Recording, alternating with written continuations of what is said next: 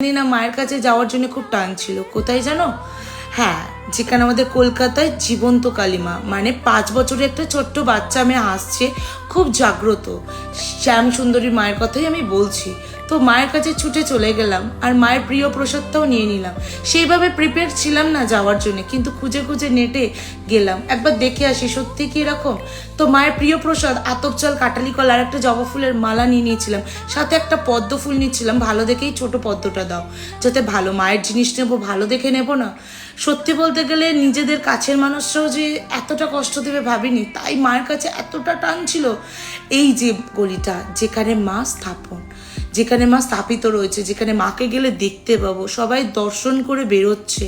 আস্তে আস্তে আমি এগিয়ে যাচ্ছিলাম, কেন জানি না মার কাছে খুব মনে হচ্ছিল যেন নিজের একটা কোথাও যাচ্ছি। এখানে পুজোর ডালিটা তোমায় দিতে হবে, তার পাশেই বাবা, বাবা যেখানে থাকবে মা সেখানে তো থাকবেই। মাকে দেখার পরে সত্যি মনে হচ্ছিল যেন একটা ছোট্ট বাচ্চা মেয়ে জীবন্ত দাঁড়িয়ে রয়েছে, সে যেন তাকে হাসছে, চোখে অজরে জল চলে এলো। মাকে দিন শেষে বলছিলাম, মা তুমি ভালো থেকো। আর এখানে অনেকে বসেছিল সন্ধ্যা আরতি দেখার জন্য, আমি সেইভাবে তো ছিলাম না প্রিপেয়ার। একটা দিন যাবো শুধু মায়ের জন্যে। তারপরে মায়ের দিকে তাকিয়ে বললাম, মা চোখে জল নিয়ে তুমি ভালো থেকো, সবাইকে ভালো রেখো, পারলে আমায় তুলে নাও মা, আমি আর